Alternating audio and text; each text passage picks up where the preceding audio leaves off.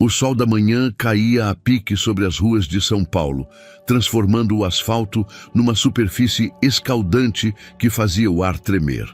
Era um daqueles dias de verão feitos para testar a resistência humana, onde até as sombras ofereciam pouco alívio do calor implacável que subia do pavimento. Heitor Almeida ajustou o ar-condicionado de seu Bentley Continental e franziu a testa enquanto navegava pelas ruas congestionadas da periferia. Não era sua rota habitual.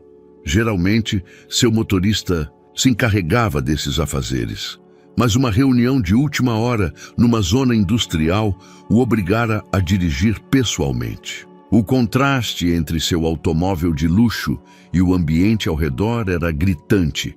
Prédios desgastados pelo tempo, pequenos comércios com letreiros desbotados e uma vida que pulsava num ritmo diferente do seu mundo de torres de cristal e escritórios climatizados. Aos 37 anos, Heitor havia construído um império imobiliário que o posicionava entre os empresários mais influentes da capital. Seu rosto, marcado por linhas de concentração que se aprofundaram nos últimos meses, refletia a determinação férrea que o levara de um modesto apartamento na Vila Madalena a um penthouse em Higienópolis. Seus ternos, sempre impecáveis, seus sapatos italianos e seu relógio suíço eram mais que símbolos de status. Eram armaduras que o protegiam do mundo exterior e, mais importante ainda, de suas próprias vulnerabilidades.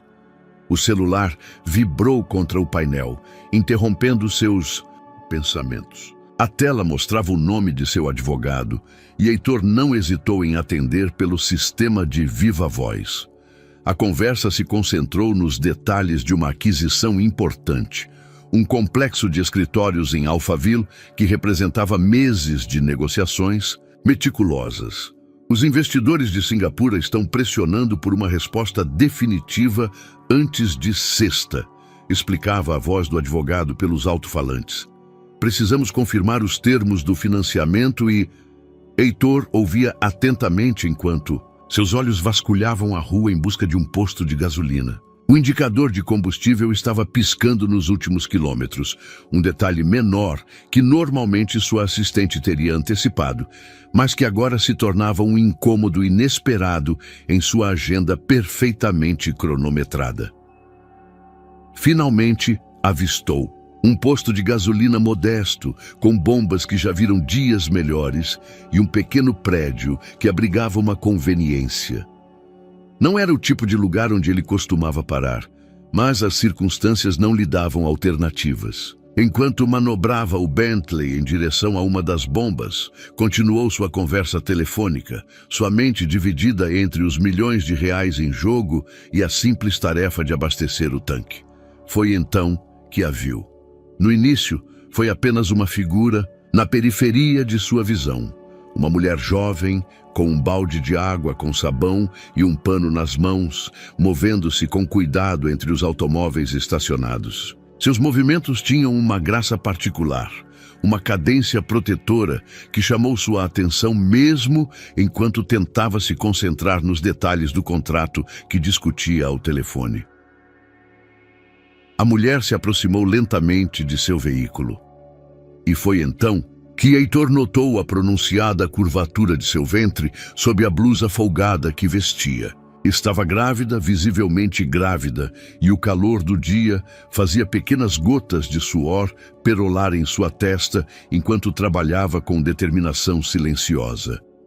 Algo na forma como ela se movia, na inclinação de sua cabeça, na maneira como protegia instintivamente seu ventre com uma mão enquanto limpava os para-brisas com a outra, despertou um eco familiar no fundo de sua memória. Um arrepio inexplicável percorreu sua espinha dorsal, apesar do calor sufocante do dia.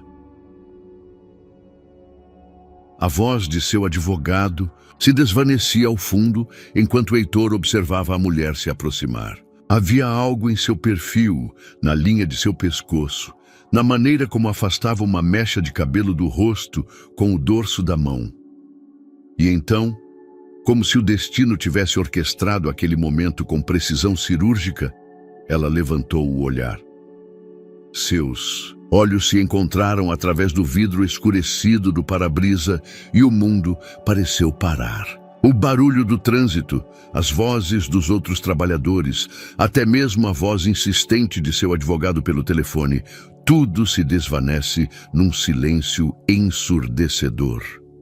Era Isabela. Isabela Santos, sua ex-esposa. A mulher com quem havia compartilhado 5 anos de casamento que todos consideravam perfeito. A mulher de quem se divorciara havia exatamente 8 meses, em meio a acusações dolorosas e palavras que nunca deveriam ter sido pronunciadas. O impacto do reconhecimento o atingiu como um soco no estômago. O telefone lhe escapou da mão, cortando abruptamente a ligação, enquanto contemplava o rosto que havia amado, odiado, tentado desesperadamente esquecer durante todos esses meses de trabalho obsessivo e noites mal dormidas. Isabela também o reconhecera. Seu rosto ficou visivelmente pálido e por um momento pareceu que ela poderia desmaiar. Seus olhos, aqueles olhos, cor de mel que um dia o haviam olhado com adoração, agora refletiam uma mistura complexa de choque, dor e algo que poderia ser medo. O balde lhe escapou das mãos, derramando água com sabão sobre o asfalto quente, onde evaporou quase instantaneamente. O pano caiu a seus pés, mas ela não pareceu notar. Só conseguia ficar ali, paralisada, com uma mão protegendo instintivamente seu ventre proeminente, enquanto o homem que um dia fora seu mundo a observava de dentro de um automóvel que custava mais do que ela poderia ganhar em 5 anos. Aca. Pergunta que martelava na mente de Heitor era simples, mas devastadora. De quem era aquele bebê que Isabela carregava em seu ventre?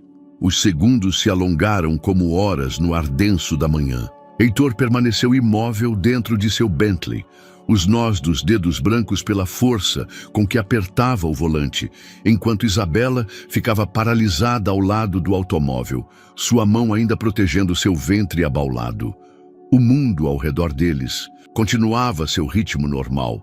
Outros clientes abasteciam seus tanques, crianças corriam entre os carros pedindo moedas, vendedores ambulantes ofereciam frutas e refrigerantes, mas para esses 2 seres humanos, o tempo havia se suspenso numa bolha de reconhecimento doloroso.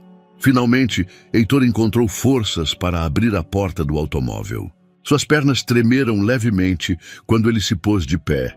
Uma reação que o surpreendeu e o incomodou ao mesmo tempo. Ele, que havia enfrentado salas de reuniões cheias de investidores hostis, que havia negociado contratos de milhões de reais, sem piscar, se sentia completamente desamparado diante da presença dessa mulher que um dia havia sido o centro de seu universo. Isabela. Conseguiu articular seu nome, e sua própria voz lhe pareceu estranha, como se pertencesse a outra pessoa. Ela deu um passo para trás instintivamente, seus olhos piscando rapidamente, como se tentasse acordar de um pesadelo. A blusa de algodão que vestia, desgastada mas limpa, se tensionava sobre seu ventre proeminente, e Heitor não conseguiu evitar calcular mentalmente. 6 meses, talvez 7. Sua mente, sempre analítica, sempre buscando padrões e explicações, trabalhava freneticamente, enquanto tentava processar o que via. Heitor, respondeu ela finalmente, sua voz apenas um sussurro que se perdia entre o barulho do trânsito. Mas ele a ouviu perfeitamente, como se cada terminação nervosa de seu corpo estivesse sintonizada com o som de sua voz. Um homem com uma camiseta manchada de graxa se aproximou da conveniência, obviamente preocupado com sua funcionária. "Tudo bem, Isabela?" Perguntou com um sotaque que denunciava suas origens rurais, seus olhos se movendo com suspeita entre ela e o homem elegantemente vestido que acabara de sair do automóvel de luxo. "Sim, seu Carlos, tudo bem", murmurou Isabela, embora seu rosto pálido contradissesse suas palavras. É só alguém que conhecia há muito tempo. Alguém que conheceu há muito tempo. As palavras atingiram Heitor com uma força inesperada. 5 anos de casamento, de sonhos compartilhados, de cafés da manhã na cama aos domingos, de brigas e reconciliações apaixonadas, reduzidos a alguém que conhecia há muito tempo. Seu Carlos pareceu captar a tensão no ar, mas acenou e se retirou discretamente, não sem antes lançar um olhar protetor para Isabela. Era evidente que a jovem havia conquistado o carinho e a proteção de seus colegas de trabalho, um detalhe que não passou despercebido por Heitor. "Podemos conversar?", perguntou Heitor, lutando para manter um tom neutro. Seu treinamento em negociações o havia ensinado a controlar suas emoções, mas naquele momento, cada uma daquelas lições parecia inútil. Isabela olhou nervosamente ao redor, consciente dos olhares curiosos de outros funcionários e clientes. O posto de gasolina não era exatamente o lugar para uma conversa privada, especialmente não a conversa que sabia que inevitavelmente teria que ter um dia. "Não aqui", disse finalmente, sua voz adquirindo uma firmeza que Heitor lembrava bem. Era o mesmo tom que ela usava quando tomava uma decisão irreversível. O mesmo tom que usara durante sua última briga, quando gritara que nunca mais queria vê-lo. "Então onde?", insistiu Heitor, dando um passo em sua direção. O movimento foi instintivo, da mesma maneira como ele costumava se aproximar quando queria consolá-la ou convencê-la de algo. Mas Isabela recuou imediatamente, sua mão se movendo protetoramente sobre seu ventre. "Não sei", admitiu ela. E pela primeira vez Heitor conseguiu ver além da superfície de choque e reconhecer algo mais profundo: cansaço. Um cansaço que ia além do trabalho físico sob o sol implacável, um esgotamento que parecia tê-la atingido até os ossos. Foi então que Heitor realmente a viu. Não apenas a surpresa de vê-la ou o choque de seu estado, mas realmente a viu. Seus braços, um dia suaves e cuidados, agora mostravam os efeitos do trabalho manual.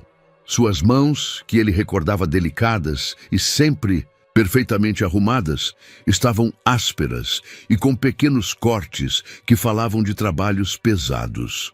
Seu rosto, embora ainda belo, tinha linhas de preocupação que ele não se lembrava, e seu cabelo, que ela costumava manter em penteados elaborados, para acompanhá-lo a eventos sociais, agora estava preso num rabo de cavalo, simples e prático. "Você está trabalhando aqui", disse ele. E não foi uma pergunta.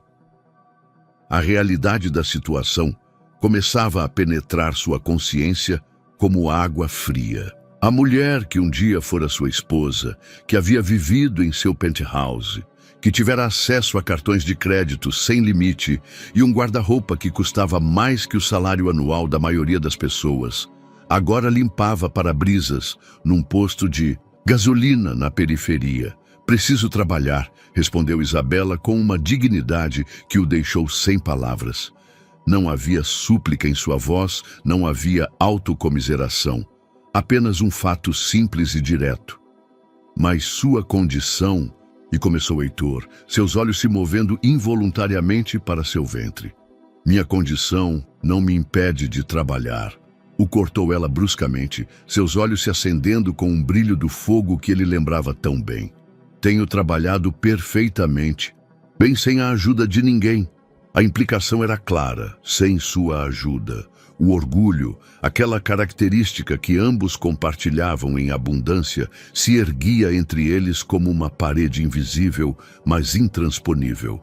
Um automóvel buzinou impacientemente atrás do Bentley, lembrando-os de que estavam bloqueando uma das bombas de gasolina. Heitor percebeu que ainda não havia abastecido seu tanque, que seu celular ainda estava no chão do automóvel, onde havia caído, que seu advogado provavelmente estava tentando contatá-lo freneticamente. Mas nada disso parecia importar agora.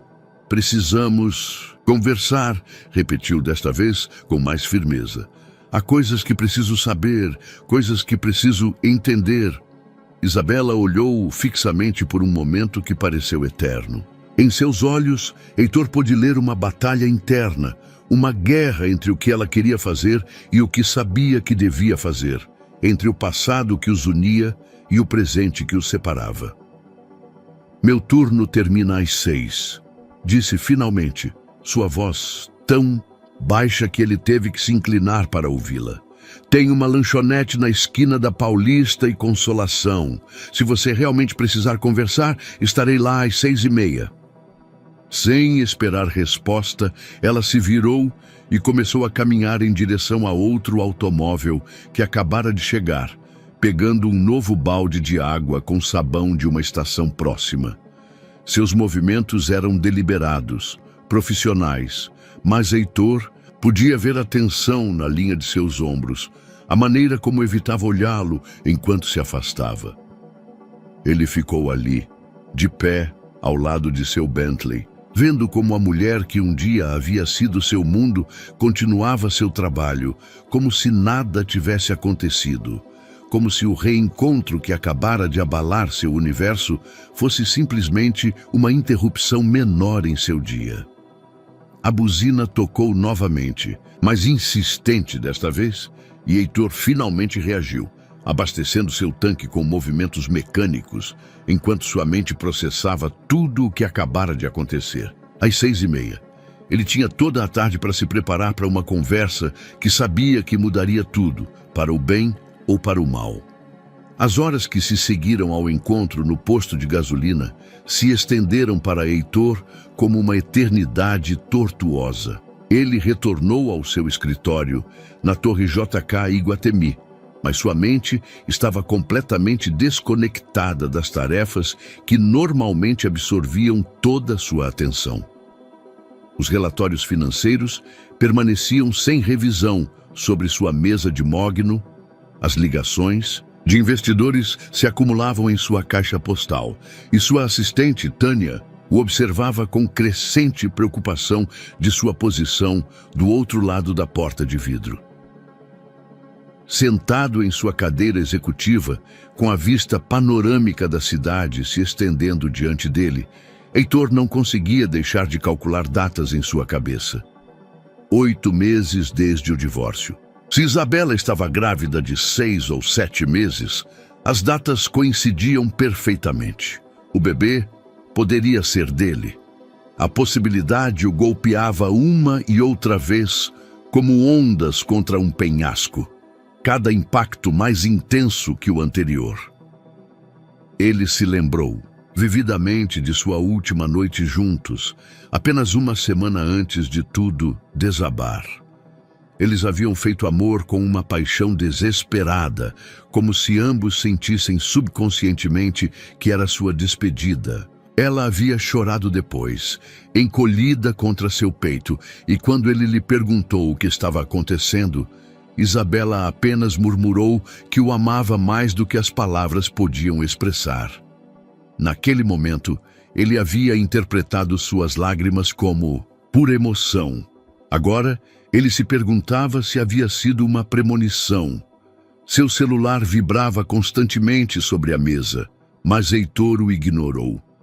Seu advogado havia enviado pelo menos 10 mensagens de texto sobre a reunião interrompida da manhã, mas as negociações milionárias pareciam triviais comparadas à revelação que o havia abalado. Até os alicerces. Pela primeira vez em anos, os negócios haviam passado para segundo plano. Às 5 da tarde, ele não suportou mais a incerteza.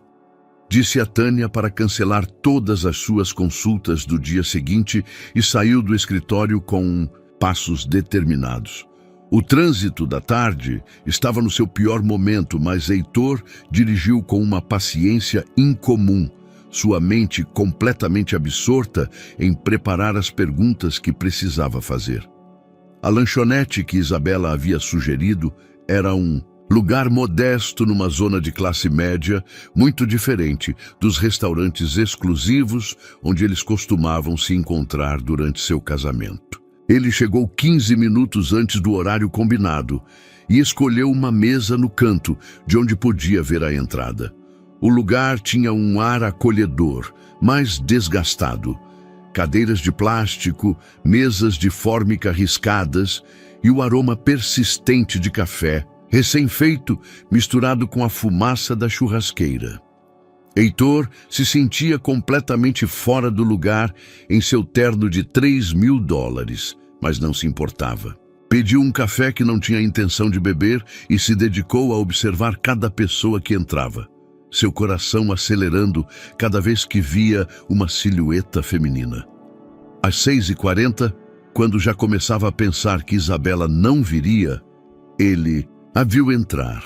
Ela havia trocado a roupa de trabalho por um vestido simples de grávida azul marinho e soltado o cabelo. Apesar de tudo o que havia passado, apesar dos meses de separação e dor, Heitor sentiu que sua respiração falhava. Ela ainda era a mulher mais bonita que ele já havia visto em sua vida. Isabela o localizou imediatamente e caminhou até a mesa com passos medidos. Seus movimentos eram cuidadosos, protetores, e Heitor notou como uma mão descansava constantemente sobre seu ventre, um gesto maternal que ele nunca havia visto nela durante seu casamento. "Pensei que você não viria", admitiu Heitor quando ela se sentou diante dele. "Pensei em não vir", respondeu Isabela honestamente, acomodando-se na cadeira com a torpeza graciosa da gravidez. "Mas há coisas que você precisa saber. E imagino que eu também preciso ouvir algumas explicações." Um silêncio tenso se instalou entre eles, carregado de anos de história compartilhada e meses de ressentimento acumulado. Heitor estudou seu rosto, buscando rastros da mulher que havia conhecido, mas encontrou algo novo, uma fortaleza que ele não se lembrava, uma independência que antes não existia. "É meu?" E perguntou finalmente, a pergunta escapando de seus lábios antes que ele pudesse considerar uma maneira mais delicada de abordar o assunto. Isabela olhou-o fixamente por vários segundos, seus olhos cor-de-mel brilhando com uma mistura de dor e determinação. "Sim", disse simplesmente sem dramas ou explicações adicionais. "É seu." A confirmação atingiu Heitor como um raio. Toda a especulação, toda a incerteza das últimas horas se cristalizou numa realidade avassaladora. Ele ia ser pai. Tinha um filho a caminho com a mulher a quem havia amado mais que a própria vida. A mesma mulher a quem havia acusado de traição e de quem se divorciara em meio a uma guerra de advogados. "Por que você não me disse?" perguntou, sua voz embargando levemente. "Por que você não me disse quando soube?" Isabela respirou fundo, suas mãos se entrelaçando sobre a mesa.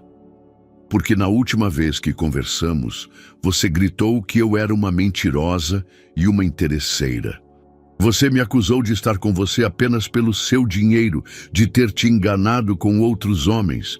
Você realmente acha que depois daquilo eu ia correr para te contar que estava grávida?" As palavras de Heitor durante sua última briga voltaram a ele como fantasmas vingativos.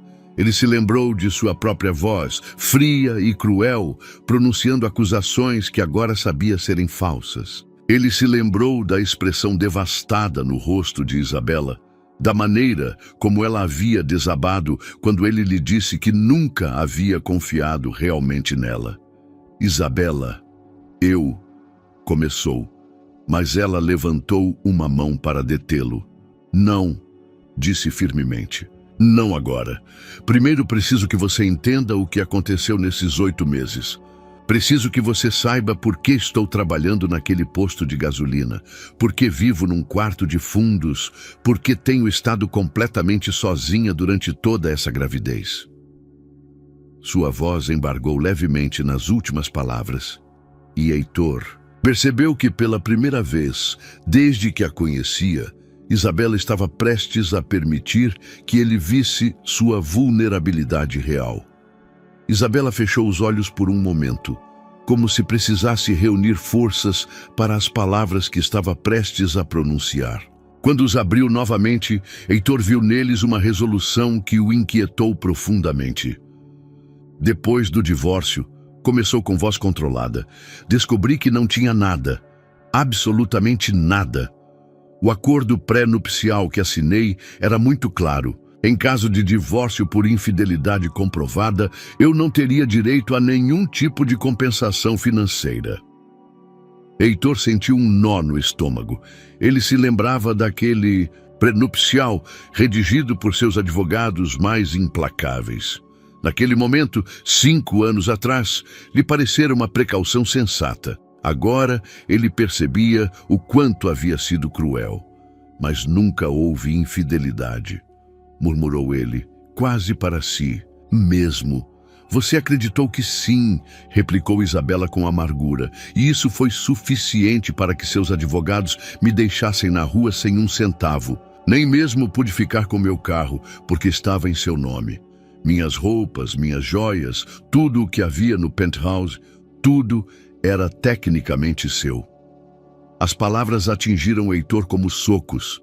Ele estivera tão consumido pela raiva e pela sensação de traição que nunca parara para pensar nas consequências práticas do divórcio para Isabela. Seu mundo havia continuado intacto, seus negócios, seu dinheiro, seu estilo de vida.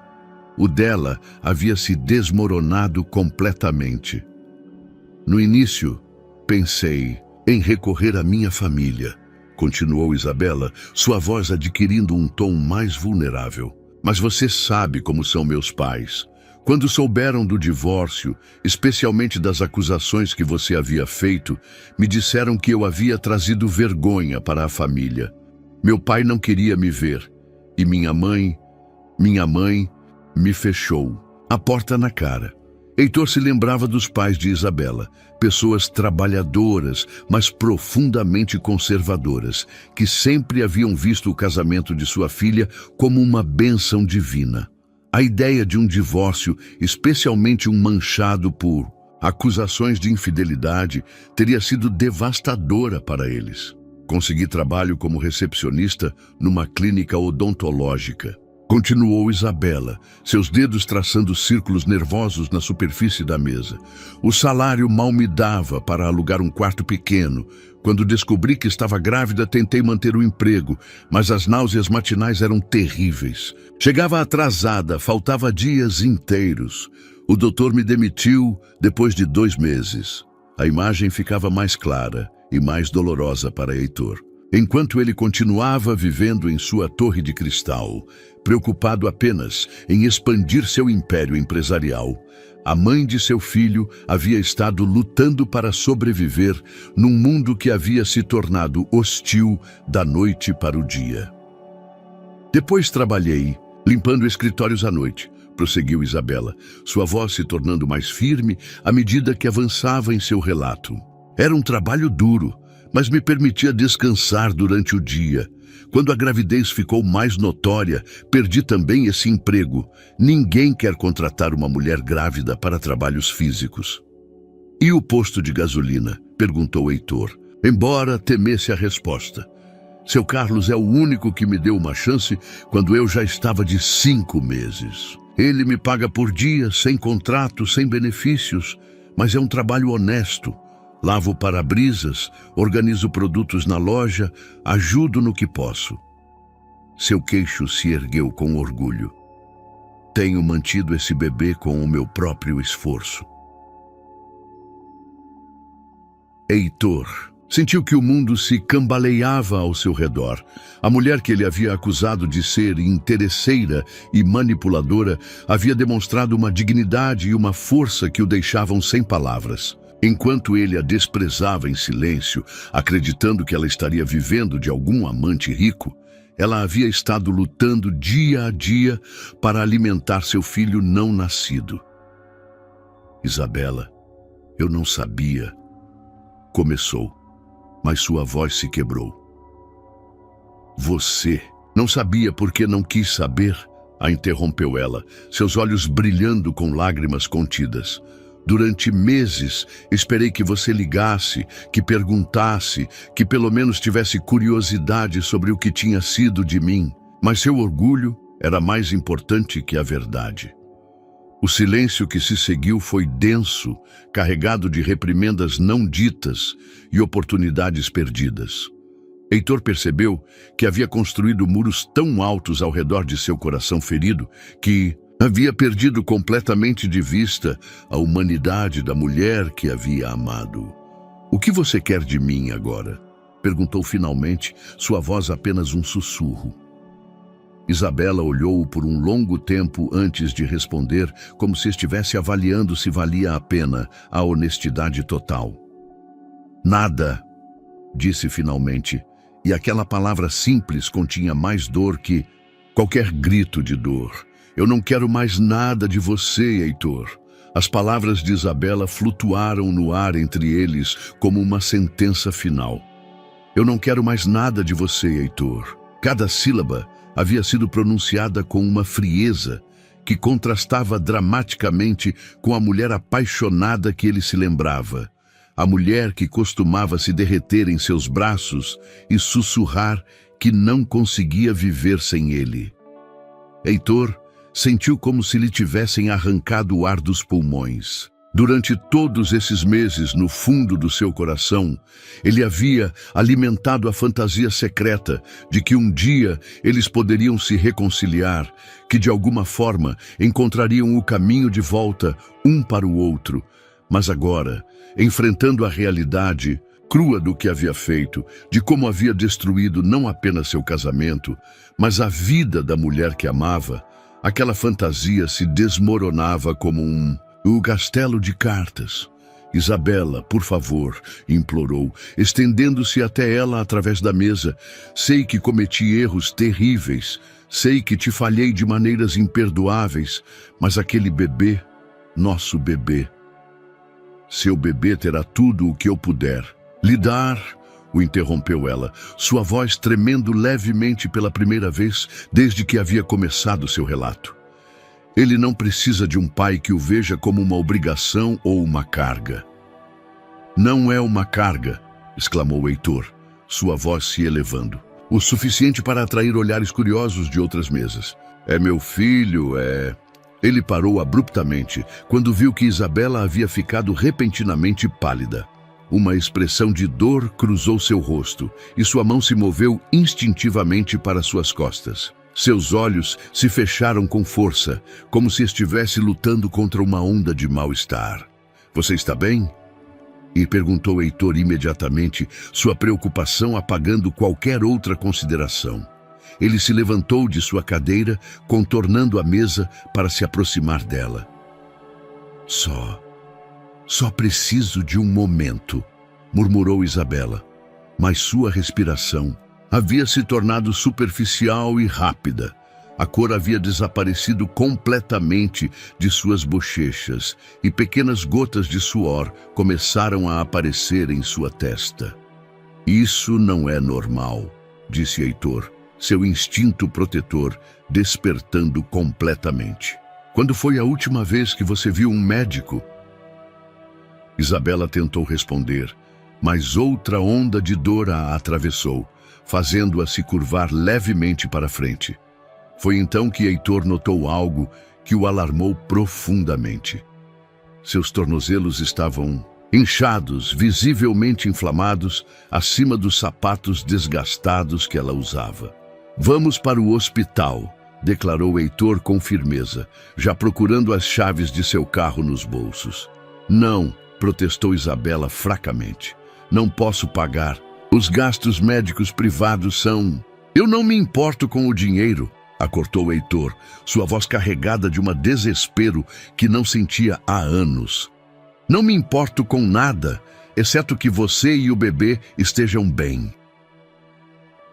Por um momento, a máscara de indiferença de Isabela se rachou, e Heitor pôde ver o medo real em seus olhos. O medo de uma mulher que havia estado enfrentando sozinha uma gravidez complicada, sem recursos, sem apoio, tentando ser forte quando seu corpo estava lhe gritando que algo não estava bem. Sem esperar mais objeções, Heitor a ajudou a se levantar da cadeira. Isabela se apoiou nele mais do que provavelmente teria querido, seu corpo traindo sua determinação de se manter independente.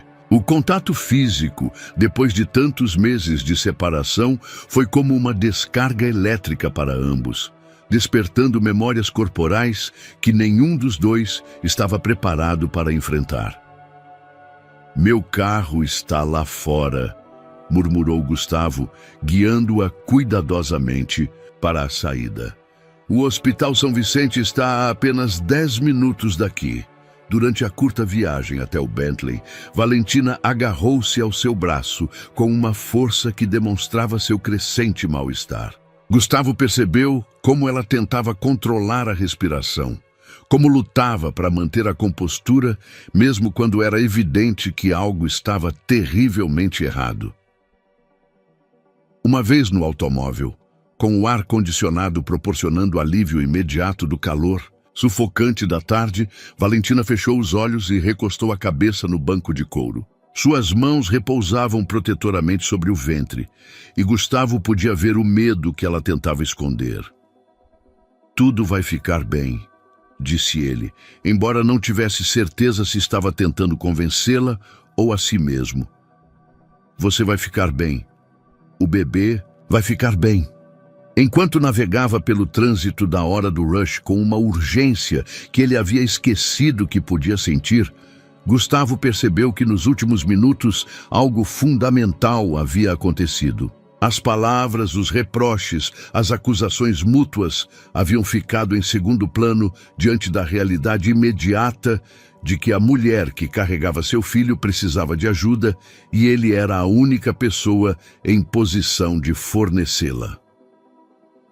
Pela primeira vez, em 8 meses, eles tinham um propósito comum que transcendia sua dor mútua: proteger a vida que haviam criado juntos. O Hospital São Vicente erguia-se como uma fortaleza de vidro e aço no meio do caos urbano de São Paulo. Gustavo parou o Bentley diretamente em frente à entrada de emergência, ignorando completamente as placas de proibido estacionar. Naquele momento, as multas de trânsito eram a menor de suas preocupações. Valentina havia permanecido em silêncio durante toda a viagem, suas mãos agarradas ao ventre enquanto respirava com dificuldade crescente. Quando Gustavo abriu a porta do passageiro para ajudá-la a sair, notou que seus lábios haviam adquirido um tom levemente azulado que lhe gelou o sangue. "Preciso de uma cadeira de rodas", gritou em direção às portas automáticas do hospital, e imediatamente 2 enfermeiros correram em direção a eles com uma maca. A eficiência da equipe médica privada foi ativada instantaneamente, especialmente quando reconheceram Gustavo Amaral, cujas doações ao hospital haviam financiado uma ala inteira. "Senhor Amaral", saudou o Dr. Roberto, o diretor médico, aparecendo como que por mágica no saguão. "O que aconteceu?" É Valentina", explicou Gustavo apressadamente, enquanto os enfermeiros transferiam cuidadosamente Valentina para a maca. "Ela está grávida de aproximadamente 6 meses e começou a se sentir mal há alguns minutos. Está com os tornozelos inchados e... pré-eclâmpsia", murmurou o Dr. Roberto após um olhar rápido, e a palavra caiu sobre Gustavo como na placa de concreto. Ele havia ouvido falar dessa condição, sabia que podia ser perigosa tanto para a mãe quanto para o bebê. Enquanto levavam Valentina para a área de emergência obstétrica, ela conseguiu agarrar a mão de Gustavo. "Não me deixe sozinha", sussurrou ela. E nessas 4 palavras havia mais vulnerabilidade do que ela havia demonstrado em toda a sua conversa anterior. "Não vou te deixar", prometeu ele, apertando sua mão com uma ternura que ele havia esquecido que podia sentir. "Vou estar aqui, aconteça o que acontecer." As 2 horas seguintes foram uma névoa de exames médicos, formulários e períodos de espera angustiantes. Gustavo se viu preenchendo papéis como contato de emergência e responsável financeiro. Papéis que, tecnicamente, ele não tinha mais o direito de ocupar, mas que ninguém questionou, dada a urgência da situação. A doutora Beatriz Silva, a obstetra de plantão, finalmente emergiu da sala de exame com uma expressão séria, mas não alarmada. "O senhor é o pai do bebê?" desperguntou diretamente. "Sim", respondeu Gustavo sem hesitação. "Sua esposa tem pré-eclâmpsia moderada", explicou a médica consultando um tablet com os resultados. "Sua pressão arterial está perigosamente elevada. Ela tem proteína na urina e o inchaço que apresenta não é normal para esta fase da gravidez. Ela tem sofrido estresse significativo recentemente." Gustavo sentiu como se tivesse levado uma bofetada. "Muito estresse", admitiu ele, pensando nos meses de trabalho físico pesado, na preocupação econômica constante, na tensão emocional de levar sozinha uma gravidez. "A pré-eclâmpsia pode ser muito séria se não for tratada adequadamente", continuou a doutora Beatriz. "Ela precisa de repouso absoluto, medicação para controlar a pressão arterial e monitoramento constante. Em casos graves, pode exigir internação até o momento do parto." "O que isso significa exatamente?" perguntou Gustavo, temendo a resposta. "Significa que ela não pode continuar trabalhando, especialmente em trabalhos fisicamente exigentes. Ela precisa de uma dieta especializada, suplementos nutricionais e consultas médicas semanais. O estresse deve ser eliminado completamente de sua vida, ou pode haver complicações sérias, tanto para ela quanto para o bebê." Gustavo processou a informação enquanto sentia o mundo se reorganizar ao seu redor. Valentina não podia continuar trabalhando, mas também não tinha recursos para se manter sem trabalhar. Seu orgulho havia sido o único que a havia sustentado durante esses meses difíceis, mas agora seu orgulho poderia literalmente custar a vida de seu filho. "Posso vê-la?" perguntou ele.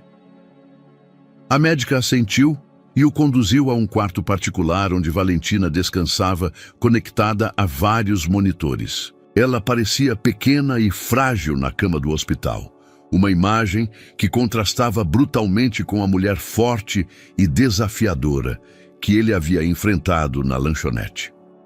Quando Gustavo entrou, Valentina abriu os olhos imediatamente, como se estivesse esperando por ele. "O que a médica disse?" perguntou ela com a voz rouca. Gustavo aproximou-se da cama e tomou sua mão cuidadosamente. "Que você precisa se cuidar, que você não pode continuar trabalhando assim." Valentina fechou os olhos e Gustavo pôde ver lágrimas escapando pelos cantos. "Não tenho escolha", murmurou ela. "Se eu não trabalhar, eu não como. Se eu não comer o bebê..."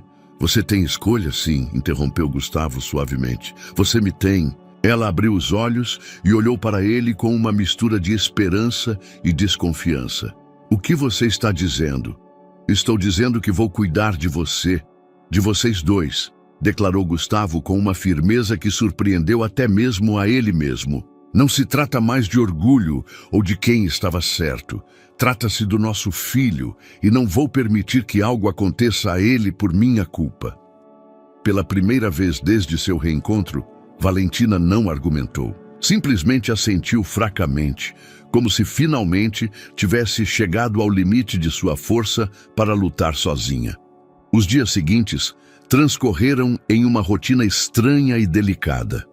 Gustavo havia instalado Valentina em um de seus imóveis menores, um apartamento de 2 quartos na Vila Madalena, longe da agitação de seus escritórios, mas perto o suficiente para poder visitá-la diariamente. Ele havia contratado uma enfermeira meio período, havia enchido a cozinha com alimentos orgânicos e suplementos vitamínicos e havia cancelado a maioria de seus compromissos empresariais para estar disponível Valentina havia aceitado a ajuda com a resignação de alguém que já não tinha forças para lutar contra as circunstâncias. Mas Gustavo podia ver em seus olhos que cada gesto de generosidade era também uma ferida em sua dignidade recém-construída.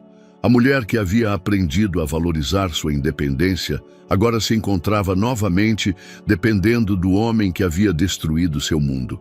Era uma quarta-feira à tarde, quando Gustavo chegou ao apartamento e encontrou Valentina sentada no sofá, cercada de documentos e com seu laptop aberto. Ela havia estado pesquisando, lendo tudo o que podia encontrar sobre pré-eclâmpsia, opções de tratamento e riscos para o bebê. "Como você se sente hoje?" perguntou Gustavo, deixando uma sacola de frutas frescas na mesa da cozinha. "Melhor, fisicamente", respondeu ela sem tirar os olhos da tela. "Mas precisamos conversar." Algo em seu tom alertou Gustavo imediatamente. Ele aproximou-se e sentou-se na poltrona em frente a ela, notando a tensão em seus ombros. "Eu tenho pensado em tudo isso", começou Valentina, finalmente fechando o laptop e olhando diretamente para ele. "Na situação, no que isso significa, para o futuro." "O que você pensou?", perguntou Gustavo cautelosamente. "Que isso não pode ser permanente", declarou ela com uma firmeza que o surpreendeu. "Eu aceito sua ajuda agora porque não tenho alternativa, porque a saúde do bebê depende disso. Mas uma vez que ele nascer, uma vez que eu me recuperar do parto, isso tem que acabar."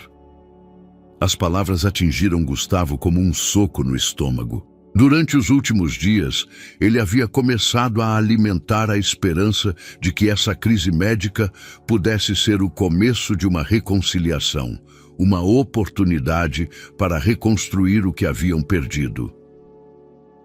"Por quê?", perguntou ele, sua voz apenas um sussurro. "Porque eu não consigo viver sendo seu projeto de caridade", respondeu Valentina, seus olhos brilhando com lágrimas contidas. "Porque cada dia que eu passo aqui, cada refeição que eu como, cada conta médica que você paga, é um lembrete de que eu falhei, de que eu não consegui cuidar sozinha do meu filho." "Nosso filho", corrigiu Gustavo suavemente. "Sim, nosso filho", admitiu ela. "E por isso eu preciso que você entenda que isso não muda nada entre nós. Não apaga o que aconteceu, não desculpa as acusações que você me fez, não repara o dano que ambos nos causamos." Gustavo levantou-se e começou a caminhar pela sala, suas mãos movendo-se nervosamente. "Valentina, eu sei que cometi erros terríveis, eu sei que te machuquei de maneiras imperdoáveis, mas esses dias, te ver assim, te cuidar, me fez lembrar por que eu te amei tanto." "O amor não foi suficiente antes", replicou Valentina, sua voz se quebrando levemente. "Não foi suficiente para te fazer confiar em mim, para me proteger das mentiras que outros te contaram, para nos defender quando tudo desmoronou. Mas agora é diferente", insistiu Gustavo, parando em frente a ela. "Agora eu sei a verdade. Eu sei que você nunca me traiu. Eu sei que tudo o que eu acreditei era falso. E como eu sei que da próxima vez que alguém vier com mentiras sobre mim, você não vai acreditar neles de novo?", perguntou Valentina, e a pergunta pairou no ar como uma acusação. Gustavo não tinha uma resposta imediata para isso. A verdade era que sua tendência à desconfiança, sua incapacidade de mostrar vulnerabilidade, seu orgulho destrutivo, todas essas características ainda faziam parte dele. Os últimos dias, cuidando de Valentina, haviam despertado seu lado protetor, mas não haviam mudado fundamentalmente quem ele era. "Eu tenho o direito de fazer parte da vida do meu filho", disse ele finalmente, mudando de estratégia. "E você será", respondeu Valentina imediatamente. "Eu nunca disse o contrário, mas ser pai não significa que temos que estar juntos. Muitos casais separados criam filhos com sucesso sem viverem sob o mesmo teto." A racionalidade de seu argumento era indiscutível, mas Gustavo sentiu como se algo essencial estivesse escapando entre seus dedos. Durante anos, ele havia construído muros ao redor de seu coração, e agora que finalmente estava disposto a derrubá-los, descobriu que talvez fosse tarde demais. "Há algo que eu possa fazer?" perguntou ele desesperadamente. "Algo que eu possa dizer ou demonstrar que te faça considerar?" "Concentre-se em ser um bom pai", interrompeu Valentina, suavemente. "Isso é o único que importa agora." Naquela noite, enquanto Gustavo dirigia de volta para seu penthouse vazio, ele percebeu que pela primeira vez em sua vida, ele havia encontrado algo que todo seu dinheiro e poder não podiam comprar. O perdão da mulher que ele havia amado e perdido por sua própria arrogância. Uma semana depois da conversa que havia deixado Gustavo com mais perguntas do que respostas, ele decidiu fazer algo que ele havia estado adiando por meses. Procurar a verdade sobre o que realmente havia destruído seu casamento. Ele não podia mudar o passado, mas precisava entender como ele havia chegado a acreditar em mentiras tão devastadoras sobre a mulher que amava. Sua investigação começou em seu próprio escritório, revisando meticulosamente os e-mails e documentos dos meses anteriores ao divórcio. Foi Ricardo, seu sócio e melhor amigo desde a faculdade, quem havia chegado com as primeiras evidências da suposta infidelidade de Valentina. Ele se lembrava vividamente daquela tarde de março, quando Ricardo havia entrado em seu escritório com expressão séria, carregando fotos e mensagens de texto que pareciam comprometedoras. "Odeio ser o portador dessas notícias", havia dito Ricardo, deixando as fotos caírem sobre a mesa como bombas. "Mas você tem o direito de saber que tipo de mulher você tem estado mantendo." As fotos mostravam Valentina entrando e saindo de um hotel boutique em Ipanema, aparentemente na companhia de um homem que Gustavo não reconhecia. As mensagens de texto, supostamente interceptadas de seu telefone, sugeriam encontros românticos secretos. Em seu estado de paranoia crescente, alimentado por meses de trabalho obsessivo e distanciamento emocional, Gustavo havia aceitado essas evidências sem questioná-las. Agora, com a perspectiva que o tempo e o desespero de entender a verdade davam, Gustavo examinou cada detalhe com olhar crítico. As datas nas fotos correspondiam a dias em que ele havia estado fora da cidade a negócios. Os ângulos das fotos pareciam muito convenientes, muito perfeitamente comprometedores, e algo na qualidade das mensagens de texto lhe parecia estranho, como se tivessem sido editadas ou manipuladas. Ele contratou discretamente um investigador particular, o mesmo que havia usado anos atrás para verificar antecedentes de potenciais sócios comerciais. Ele pediu que ele investigasse não apenas os eventos do passado, mas também Ricardo, seu sócio de confiança. Os resultados chegaram 3 dias depois e foram devastadores, de uma maneira completamente inesperada. O hotel nas fotos havia sido usado por Valentina, mas não para encontros românticos. Os registros mostravam que ela havia estado visitando sua irmã caçula, Carmen, que havia estado recebendo tratamento secreto para um problema de dependência química.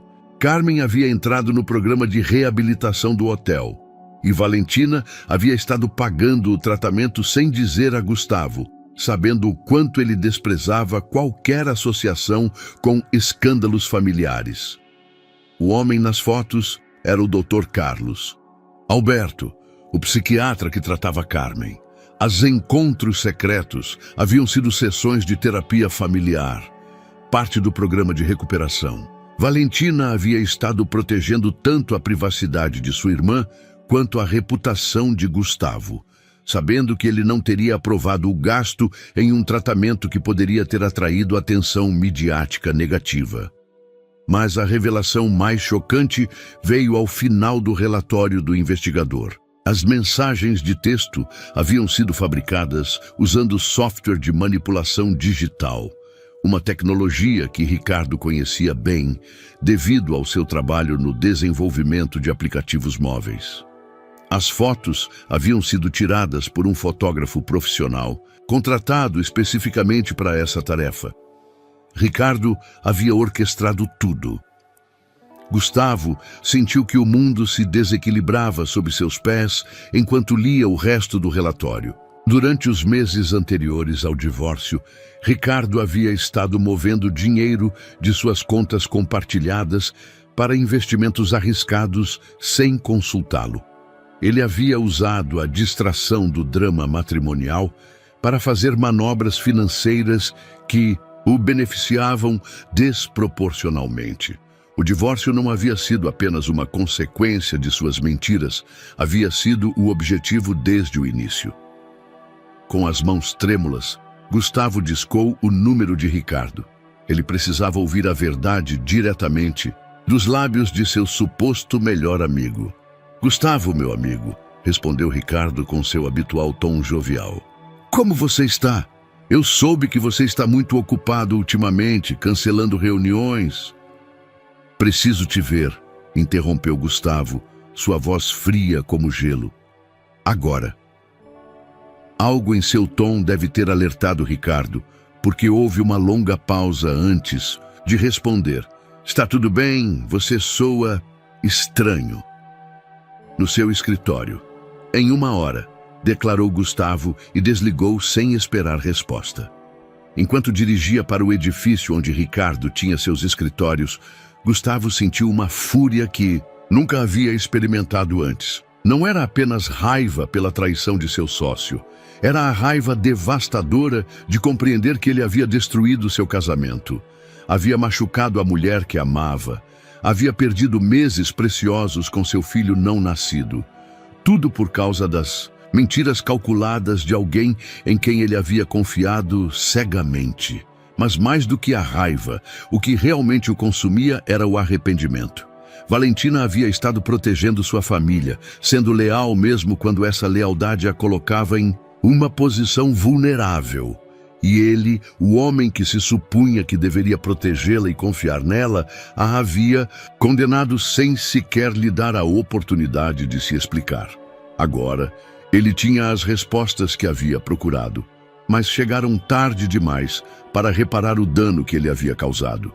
A pergunta que o atormentava era se Valentina poderia alguma vez perdoá-lo. Não apenas por ter acreditado nas mentiras, mas por ter sido o tipo de homem que estava disposto a acreditar nelas tão facilmente. O escritório de Ricardo ocupava o 20º andar de um arranha-céu em São Paulo, com vistas panorâmicas que rivalizavam com as do próprio Gustavo. Os móveis de design italiano e as obras de arte contemporânea falavam de um sucesso que agora, Gustavo sabia, havia sido construído parcialmente sobre a traição e a manipulação. Quando Gustavo entrou sem se anunciar, encontrou Ricardo, de pé ao lado da janela, aparentemente admirando a vista. Havia algo em sua postura que sugeria que ele havia estado esperando essa confrontação, como se soubesse que esse momento chegaria inevitavelmente. "Eu sabia que eventualmente você descobriria", disse Ricardo sem se virar, sua voz desprovida do calor habitual. "Você sempre foi muito inteligente para o seu próprio bem." Gustavo fechou a porta atrás de si e aproximou-se lentamente, o relatório do investigador apertado em sua mão como prova tangível de anos de mentiras. "Por quê?", perguntou ele simplesmente. Porque essa era a única pergunta que realmente importava. Ricardo finalmente se virou e Gustavo se surpreendeu ao ver que seu rosto não mostrava arrependimento, mas um sorriso amargo e calculado. "Por que você acha? Por dinheiro, por poder, por tudo o que você sempre teve sem realmente se esforçar." "Trabalhamos juntos por 10 anos, replicou Gustavo, sua voz tremendo de raiva contida. "Construímos esta empresa juntos. Isso não significou nada para você?" "Construímos sua empresa", corrigiu Ricardo com desprezo. "Eu coloquei o trabalho, as ideias, as noites sem dormir, e você colocou o capital inicial do seu pai. Você sempre foi o chefe. Você sempre foi quem levou o crédito, quem apareceu nas revistas de negócios como o jovem empresário visionário. Gustavo sentiu como se estivesse vendo Ricardo pela primeira vez. O homem que ele havia considerado seu melhor amigo, que havia sido testemunha em seu casamento, que havia estado ao seu lado em cada decisão importante, havia estado alimentando um ressentimento venenoso por anos. Mas por que Valentina? Insistiu Gustavo. Por que você teve que envolvê-la? Por que você teve que destruir meu casamento? Ricardo riu, um som frio e calculado. Porque Valentina te fazia feliz de uma maneira que eu nunca pude suportar. Antes dela, você era obcecado pelo trabalho, fácil de manipular, dependente do meu conselho. Mas com ela você se tornou diferente. Mais seguro de si mesmo, menos necessitado de validação. Você começou a tomar decisões sem me consultar. A revelação atingiu Gustavo como um soco no estômago. Ricardo não havia destruído seu casamento apenas por benefício financeiro. Ele havia feito por ciúmes, por uma necessidade doentia, de controle que havia disfarçado como amizade por anos. Além disso, continuou Ricardo com crueldade calculada, eu precisava que você estivesse distraído enquanto reorganizava nossos investimentos. O divórcio te manteve ocupado tempo suficiente para que eu pudesse mover fundos, criar novas estruturas corporativas, garantir que quando tudo viesse à tona, eu teria a vantagem. Gustavo sentiu uma fúria tão intensa que por um momento ele pensou que poderia se tornar física. Suas mãos se fecharam em punhos e ele teve que fazer um esforço consciente para manter o controle. Você sabe o que você fez? Você tem ideia do dano que você causou? O dano que eu causei? Replicou Ricardo, aproximando-se perigosamente. Você foi quem escolheu acreditar nas evidências sem sequer falar com sua esposa. Você foi quem decidiu se divorciar sem lhe dar uma chance de se explicar. Eu apenas plantei as sementes. Você foi quem decidiu regá-las com sua paranoia e seu orgulho. As palavras eram como facas, mas Gustavo sabia que continham uma verdade dolorosa. Ricardo havia manipulado a situação, mas ele havia sido um participante disposto na destruição de seu próprio casamento. E agora o quê? Lhe perguntou Gustavo, tentando manter sua voz estável. O que você planeja fazer com tudo isso? Ricardo voltou para sua mesa e tirou uma pasta grossa que colocou sobre a superfície polida. Agora eu te ofereço um acordo. Eu posso fazer tudo. Isso desaparecer. As evidências da minha intervenção em seu casamento podem ser perdidas para sempre. Em troca, você me vende sua parte da empresa pelo preço que eu considerar justo. Você está me chantageando? Perguntou Gustavo incrédulo. Estou te oferecendo uma saída digna, respondeu Ricardo friamente. Pense nisso. Você realmente quer que Valentina saiba que seu casamento foi destruído por um jogo de poder empresarial? Você quer que ela saiba que seu sofrimento, sua gravidez sozinha, tudo fez parte de uma estratégia comercial? Gustavo ficou em silêncio, processando a magnitude da maldade que estava diante dele. Ricardo não apenas havia destruído seu casamento, agora ele tentava usar essa destruição como arma para roubar tudo o que ele havia construído. Você tem até amanhã para decidir, declarou Ricardo, voltando a se sentar em sua cadeira executiva como se a conversa tivesse sido uma simples negociação rotineira. Depois disso, eu não posso garantir que esta informação permaneça privada. Gustavo dirigiu-se para a porta, mas parou antes de sair. Sabe o que é mais patético de tudo isso, Ricardo? Que eu realmente acreditei que você era meu amigo. Que eu pensei que você me conhecia o suficiente para saber que eu nunca teria escolhido o dinheiro em detrimento do amor. O dinheiro sempre ganha, Gustavo, replicou Ricardo com um sorriso que não chegava aos seus olhos. Só que alguns demoram mais para perceber. Enquanto descia no elevador, Gustavo percebeu que tinha uma decisão a tomar. Uma que definiria não apenas seu futuro financeiro, mas também se ele teria a coragem de contar a Valentina toda a verdade, independentemente das consequências. Gustavo passou a noite inteira acordado em seu penthouse, andando de um lado para o outro enquanto lutava com a decisão mais difícil de sua vida.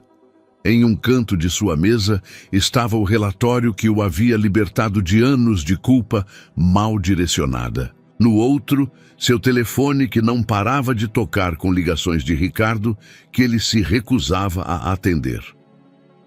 À madrugada, o encontrou na varanda, observando a cidade acordar lentamente sob a névoa matinal. Ele sabia que tinha que contar a verdade para Valentina, mas também sabia que essa verdade poderia destruí-la de maneiras que ele nem conseguia imaginar. Descobrir que seu sofrimento havia sido parte de um jogo de poder, que ela havia estado sozinha e vulnerável enquanto homens que diziam amá-la ou respeitá-la brincavam com sua vida como peças de xadrez. Às 8 da manhã, ele tomou uma decisão. Ele precisava falar com alguém. Alguém que conhecesse tanto Valentina quanto ele o suficiente para ajudá-lo a navegar essa situação impossível. E só havia uma pessoa que se encaixava nessa descrição. Sua mãe, Dona Helena Amaral. O encontro com sua mãe foi diferente de qualquer conversa que eles haviam tido antes. Gustavo chegou à elegante casa em Alphaville sem as defesas habituais, sem a máscara de controle perfeito que ele normalmente usava na presença de sua família. Dona Helena, uma mulher de 62 anos, com a mesma determinação férrea que havia transmitido a seu filho, recebeu-o em seu escritório particular. "Você está horrível", foi a primeira coisa que ela disse, examinando-o com a precisão cirúrgica de uma mãe preocupada. "Preciso te contar algo, mãe. Sobre Valentina, sobre o divórcio, sobre tudo o que realmente aconteceu." Durante a hora seguinte, Gustavo contou tudo. O reencontro no posto de gasolina, a gravidez, a pré-eclâmpsia e, finalmente, a revelação sobre as mentiras de Ricardo. Dona Helena ouviu em silêncio, sua expressão mudando gradualmente de surpresa para horror e depois para algo que Gustavo não conseguiu identificar imediatamente. Quando ele terminou, sua mãe permaneceu quieta por longos minutos, suas mãos elegantemente cruzadas sobre o colo, seus olhos fixos em um ponto distante. "Há algo que eu também preciso te confessar", disse ela finalmente, sua voz tremendo de uma maneira que Gustavo nunca havia ouvido antes. "O que você quer dizer?" Dona Helena levantou-se e caminhou até sua mesa, de onde tirou uma pasta que parecia ter estado esperando esse momento há muito tempo. "Seu casamento com Valentina não foi destruído apenas pelas mentiras de Ricardo", admitiu ela, estendendo a pasta para ele. "Eu também tive um papel nisso." Gustavo abriu a pasta com as mãos trêmulas e encontrou correspondência entre sua mãe e um investigador particular, datada dos meses anteriores ao seu divórcio.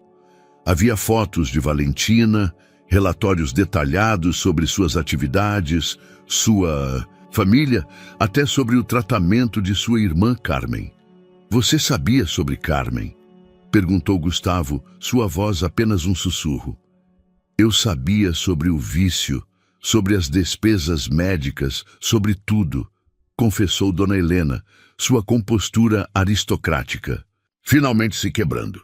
"E quando Ricardo veio até mim com suas evidências sobre a suposta infidelidade de Valentina, eu não as questionei porque eu queria acreditar nelas."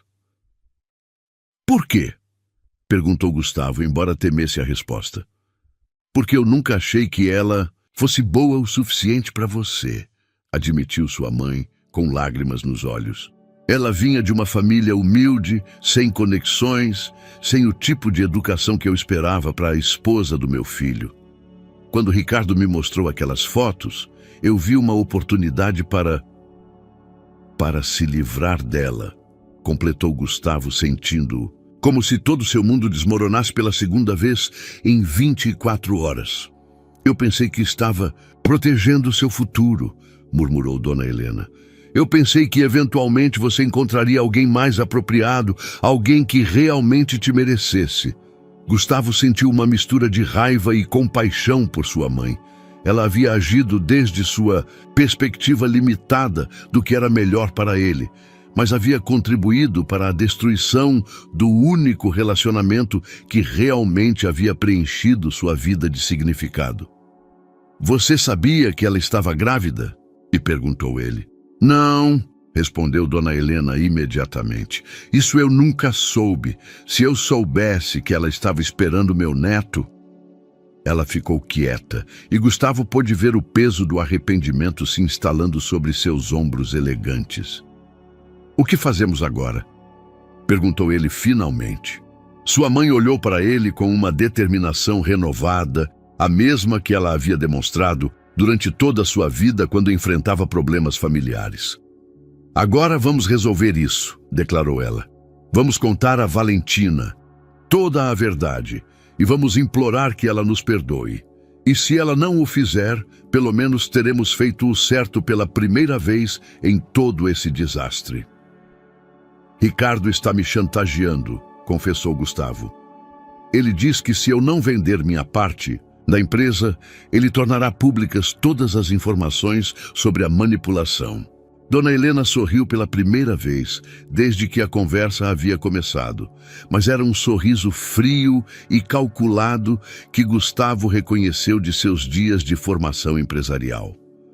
Deixe-me cuidar de Ricardo, disse ela com uma calma letal. Esse jovem parece ter esquecido que eu venho lidando com homens ambiciosos desde antes dele nascer. Pela primeira vez em dias, Gustavo sentiu uma faísca de esperança. Tinha uma aliada inesperada, e juntos talvez pudessem encontrar uma maneira de reparar ao menos parte do dano que haviam causado. A tarde de sexta-feira chegou com nuvens negras se acumulando ameaçadoramente sobre o Rio de Janeiro, como se o clima tivesse decidido ecoar o drama que estava prestes a se desenvolver. Gustavo havia passado as últimas 48 horas trabalhando com sua mãe para reunir todas as evidências necessárias contra Javier, enquanto lutava com a perspectiva de confessar tudo a Valentina. Dona Mercedes havia se mostrado uma estrategista formidável.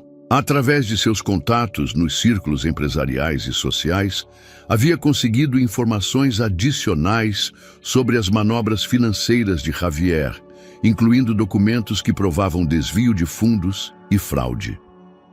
A chantagem de Javier havia se tornado sua própria armadilha. Eram 5 da tarde quando Gustavo chegou ao apartamento em Ipanema para sua visita diária à Valentina.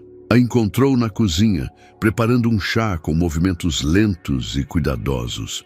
Sua barriga havia crescido notavelmente nas últimas semanas, e embora os medicamentos tivessem controlado sua pressão arterial, a fragilidade de sua condição era evidente em cada gesto protetor em relação à sua gravidez. Como você se sente hoje? Perguntou Gustavo, como havia feito todos os dias durante as últimas 3 semanas.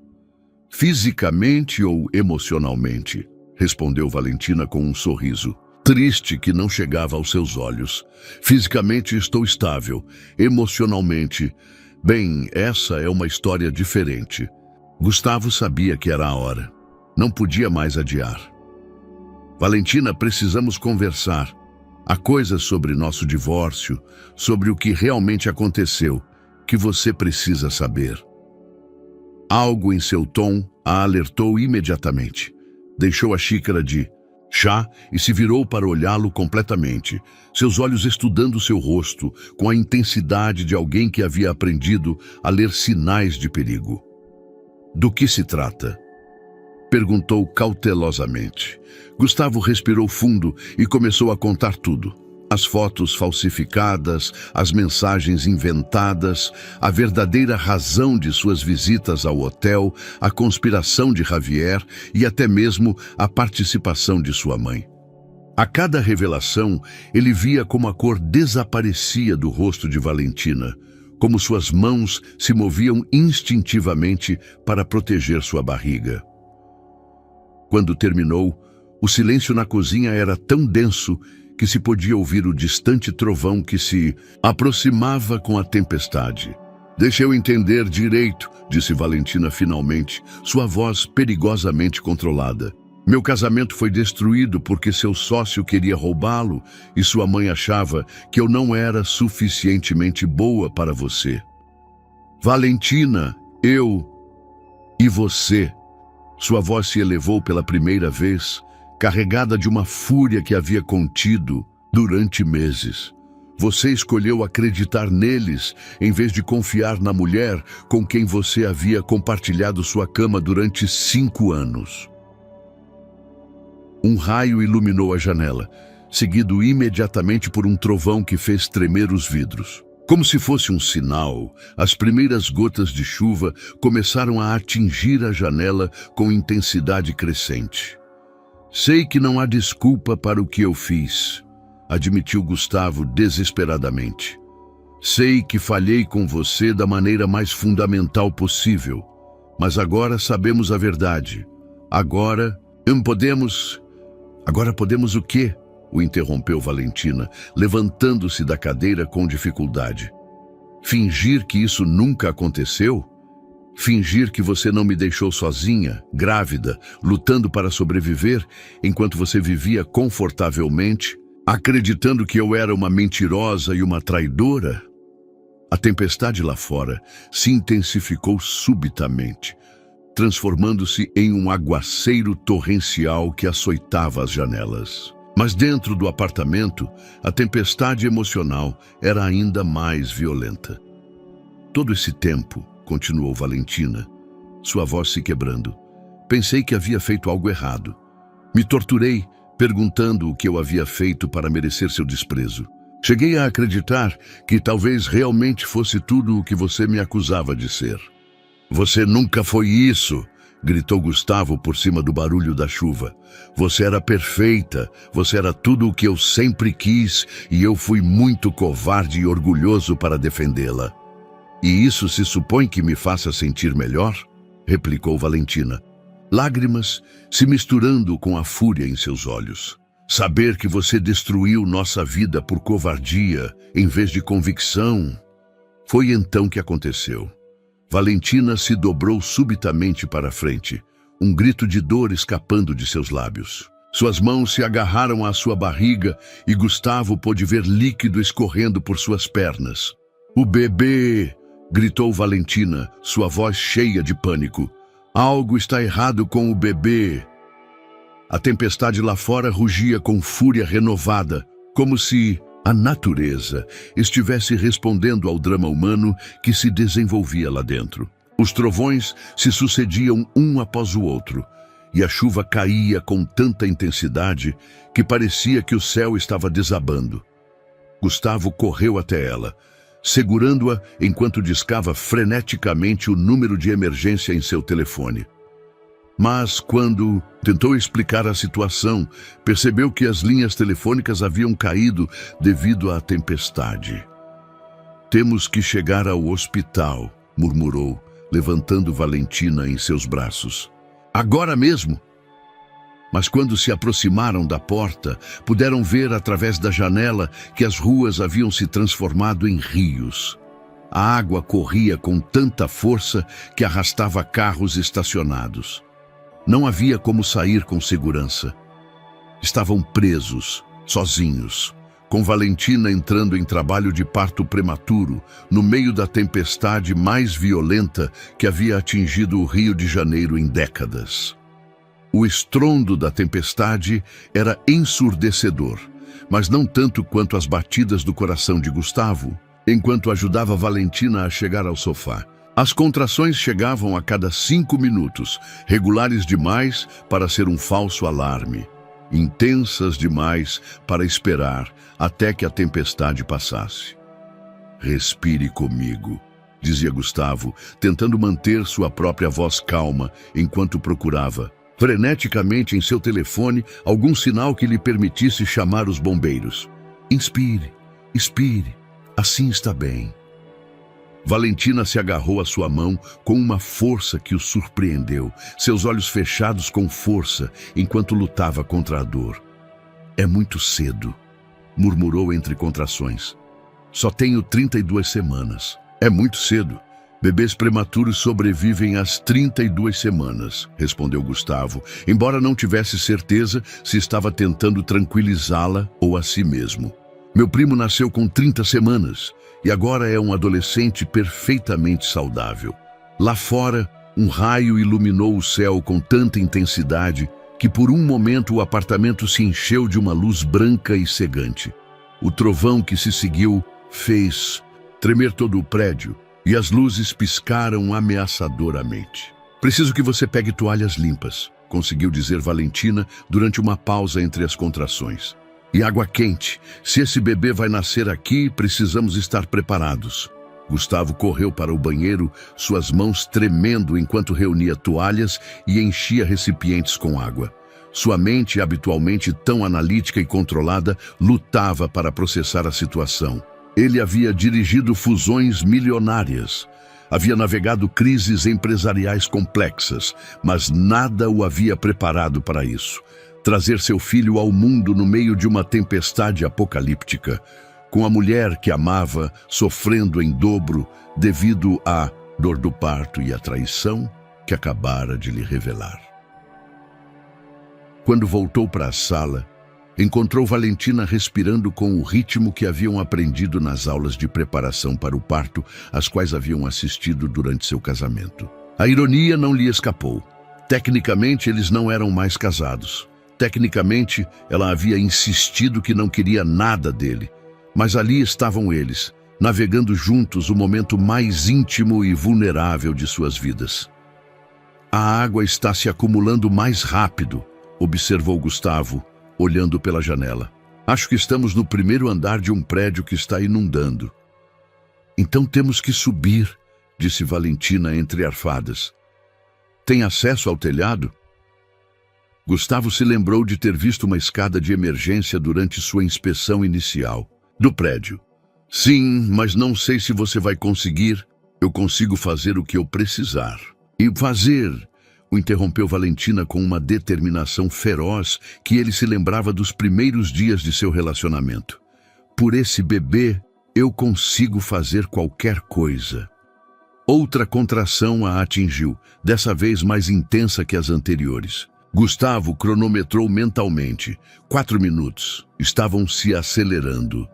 Temos que nos mover agora, decidiu, ajudando-a a se levantar. Entre as contrações, vamos subir as escadas.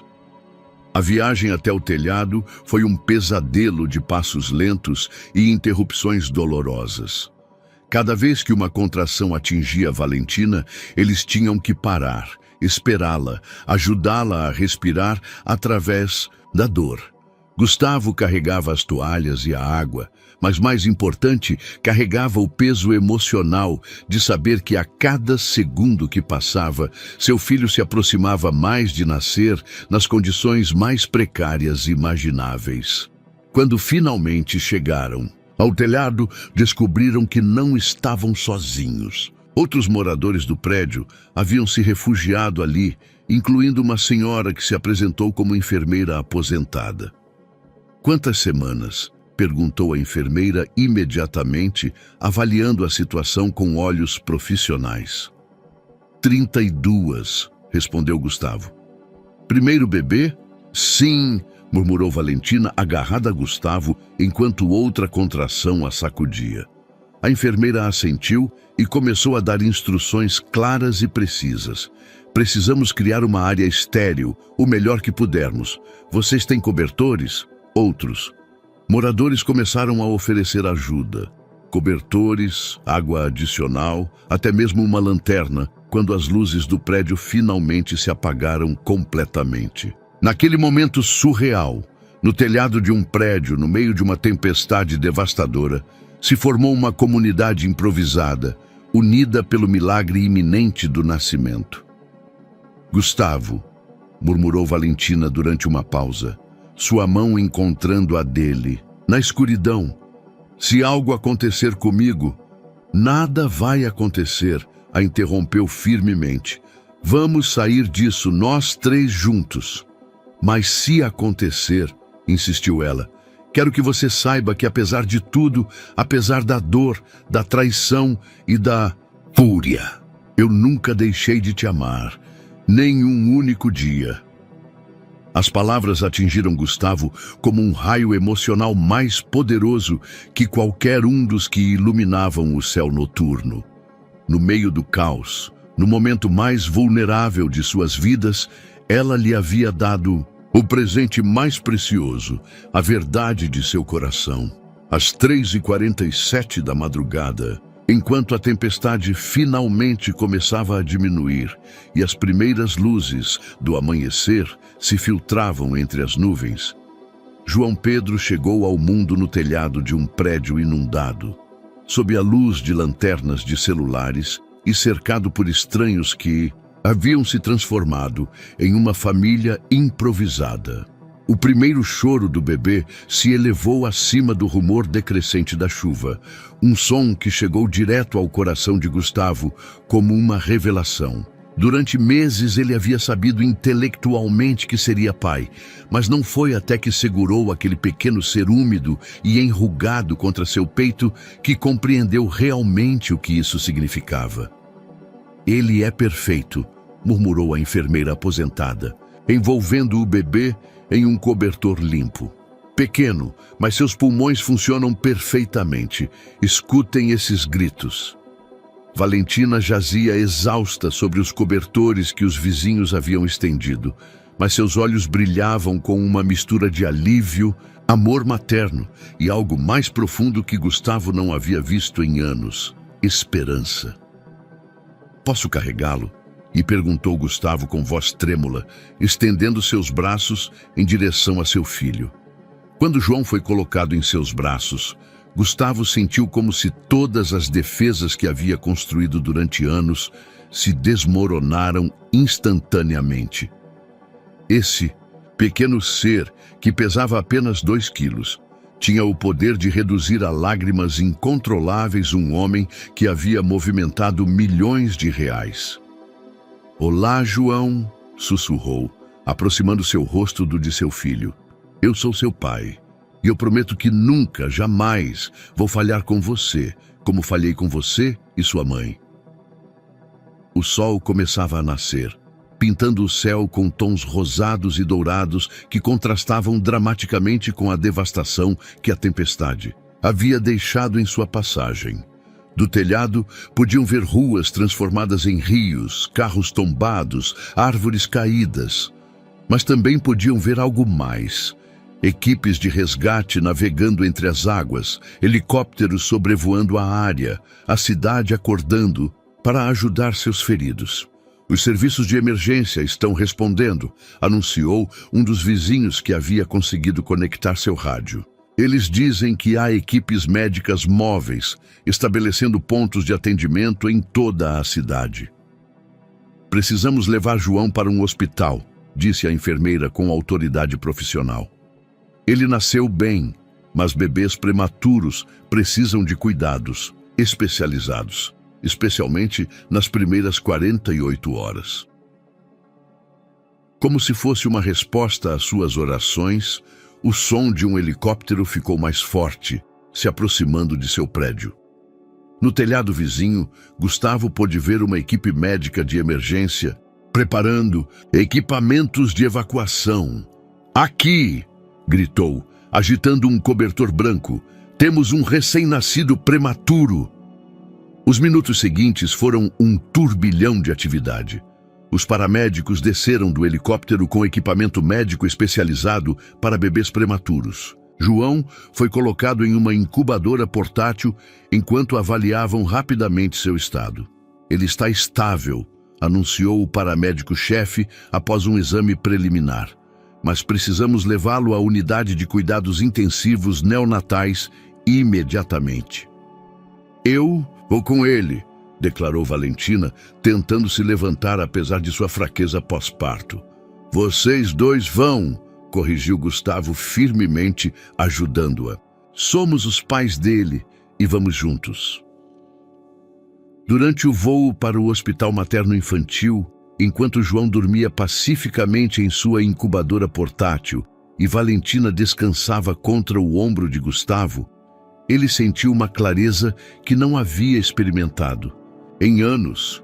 As mentiras de Javier, as manipulações de sua mãe, até mesmo seus próprios erros monumentais, tudo parecia secundário comparado à responsabilidade sagrada que agora descansava em seus braços. Valentina murmurou contra seus cabelos. Sei que perdi o direito de te pedir isso, sei que não mereço uma segunda chance, mas... Shh, a interrompeu ela suavemente, colocando um dedo sobre seus lábios. Não agora. Agora somos apenas 3 pessoas que precisam cuidar umas das outras. Tudo mais pode esperar. Quando o helicóptero pousou no heliponto do hospital, uma equipe médica completa estava esperando. João foi imediatamente transferido para a unidade de cuidados intensivos neonatais, onde seria monitorado 24 horas por dia durante as próximas semanas.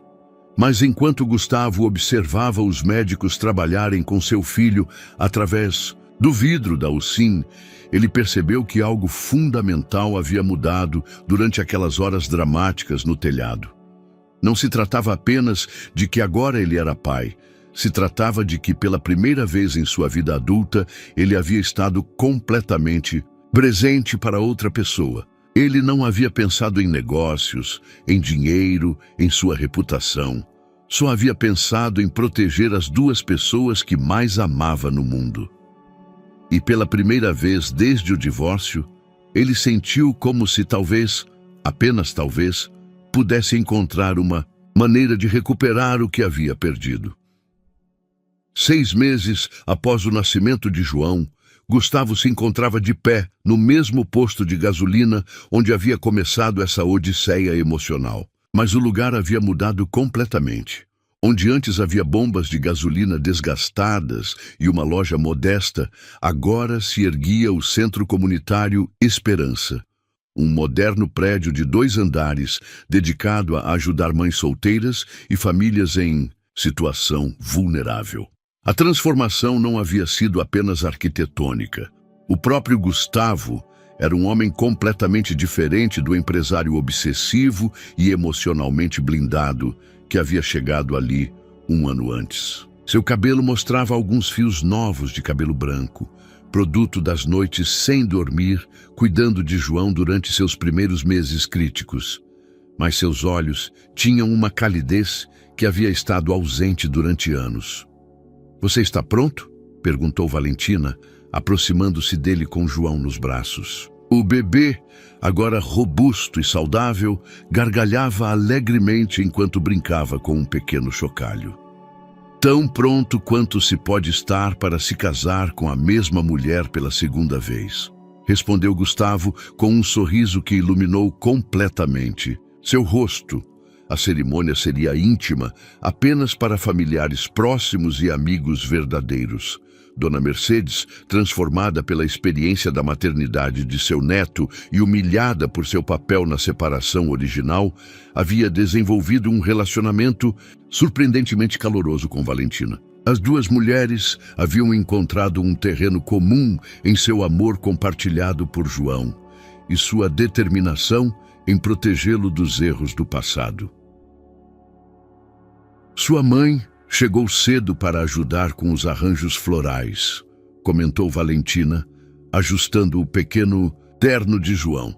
Acho que ela está mais nervosa do que nós. Ela tem direito de estar, refletiu Gustavo. Essa é a chance dela se redimir, assim como é a minha. Os meses seguintes ao nascimento de João haviam sido um processo lento, mas constante de reconstrução. Gustavo havia mantido sua palavra sobre confrontar Javier, mas não com vingança, e sim com justiça. As evidências reunidas com a ajuda de sua mãe haviam resultado em acusações criminais por fraude e desvio de fundos. Javier agora enfrentava anos de prisão, Mas Gustavo havia descoberto que seu principal sentimento não era satisfação, e sim tristeza pela perda do que uma vez acreditou ser uma amizade genuína. "Sabe o que é mais estranho?", murmurou Valentina, enquanto caminhavam em direção à entrada do centro comunitário, onde seus convidados os esperavam. "Durante todos aqueles meses em que estivemos separados, eu continuei usando minha aliança de casamento. Eu a carregava em uma corrente em volta do pescoço, debaixo da roupa. Eu nunca pude realmente te deixar ir." Gustavo parou e olhou para ela com uma intensidade que a fez corar como nos primeiros dias de seu namoro. "Eu também não pude te deixar ir. Foi por isso que me tornei tão obcecado com o trabalho, porque era a única maneira de não pensar no que eu havia perdido." "Mas você não perdeu realmente", disse Valentina suavemente. "Só levou um caminho mais longo para encontrar o caminho de volta." A cerimônia foi perfeita em sua simplicidade. O padre Miguel, que havia oficiado seu primeiro casamento, os declarou marido e mulher mais uma vez, desta vez diante de um pequeno grupo que incluía seu Carlos, do posto de gasolina original, a enfermeira aposentada que havia ajudado no parto de João, e vários dos vizinhos que haviam compartilhado aquela noite dramática no telhado. Mas o momento mais emocionante chegou quando Gustavo pegou o microfone para se dirigir aos seus convidados. "Há um ano", começou, sua voz clara, mas carregada de emoção. "Cheguei a um posto de gasolina pensando que só precisava de combustível para meu carro. Em vez disso, encontrei o combustível que havia faltado na minha alma durante meses. O amor da minha vida e a notícia de que seria pai." Ele olhou para Valentina, que segurava João, enquanto lágrimas de felicidade escorriam por suas faces. "Aprendi que o amor verdadeiro não é só sobre os momentos perfeitos", continuou. "É sobre se escolherem mutuamente, mesmo depois dos erros mais devastadores. Mesmo quando o orgulho grita que você corra na direção oposta, mesmo quando o caminho de volta parece impossível." Ele ergueu sua taça de champanhe para o céu, onde as primeiras estrelas começavam a aparecer no crepúsculo. Pelos segundos começos, pelos milagres disfarçados de tempestades e pelo amor que é suficientemente forte para sobreviver aos nossos piores momentos e emergir ainda mais bonito. Enquanto os convidados brindavam e João ria nos braços de sua mãe, Gustavo soube que finalmente havia encontrado o que havia procurado durante toda a sua vida sem saber. Não apenas o sucesso profissional ou a validação externa, mas a paz profunda que vem de estar completamente presente para as pessoas que você ama. O centro comunitário Esperança se erguia ao seu redor como um símbolo de transformação. Mas a verdadeira transformação havia acontecido nos corações de duas pessoas que haviam aprendido que o amor mais forte é aquele que sobrevive à traição, perdoa os erros mais dolorosos e escolhe a esperança mesmo nos momentos mais escuros. Sob as estrelas daquela noite perfeita no Rio de Janeiro, uma família se reunia completamente pela primeira vez, sabendo que sua história de amor havia finalmente encontrado seu final feliz. Espero que você tenha gostado da história de hoje. Inscreva-se no canal para não perder mais histórias como essa. Dê um like e comente abaixo o que você achou da história. Nos vemos no próximo vídeo.